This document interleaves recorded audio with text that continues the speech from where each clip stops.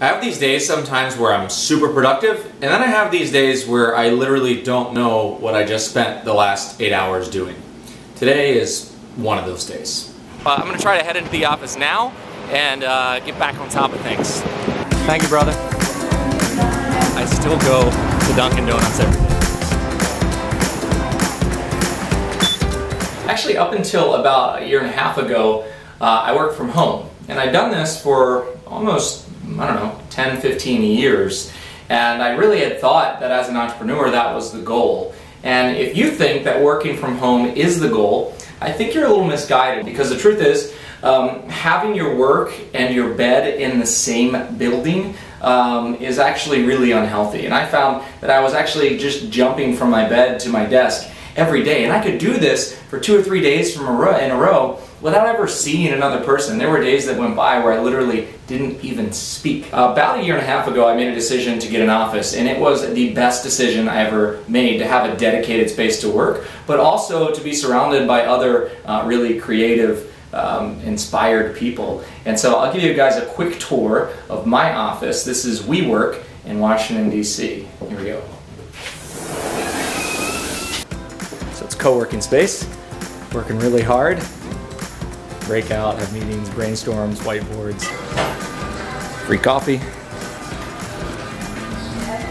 These ink blots here are actually from my first ever performance of Think Show.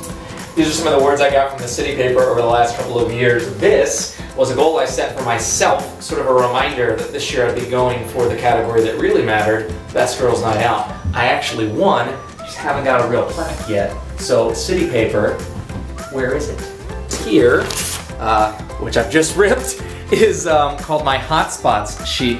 This is a list of all the things going on in my world. I definitely would encourage you to draft a hotspots list for your own life. It's things like just general categories, like Think Again, my stage show, all the things that fall under that, gigs, the private events that I'm doing, new media, television, taxes, press, sponsorships, marketing, personal life, College Park. I have a few investment properties in College Park.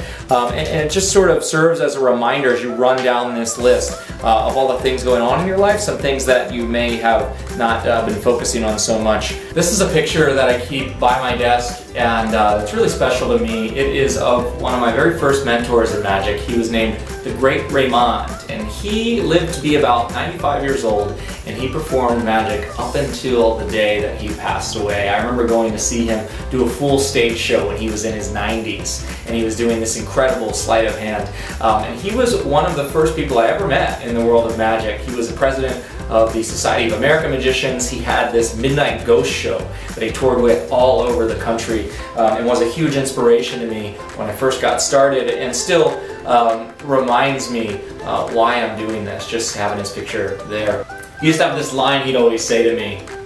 He'd say, "Keep your nose clean," which was his message to me as I entered show business. This is another thing that's really important to me, this idea of acceptance, enjoyment, and enthusiasm. I have a couple mini Buddhas from a trip that I went on with my brother to Asia.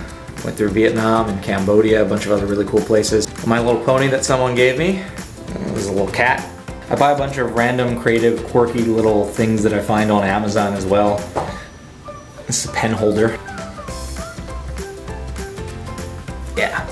My big goal for today is to connect with all of my team members and then to get a solid handle on what I have coming up this week, just to make sure that I'm on track for the launch of my new theater show, as well as all the deliverables that we have for NBC. This Friday, Saturday, and Sunday, I'm going to be taking a workshop called Oddity University, with a gentleman named Harley Newman, who is a renowned sort of sideshow and stunt expert, learning things like fire breathing and sword swallowing. Really excited for this. But Harley has actually sent me a series of exercises that I need to do to practice in preparation for the workshop that's this weekend.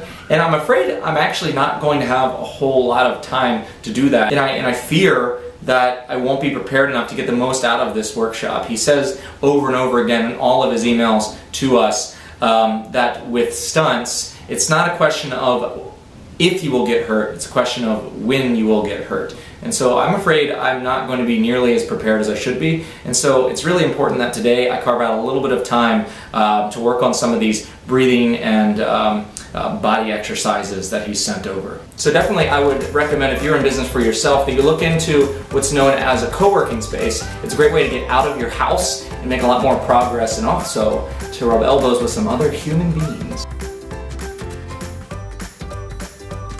So it's about 9 o'clock and I'm just getting out of the office, and I think I've got a pretty good handle on my week so far.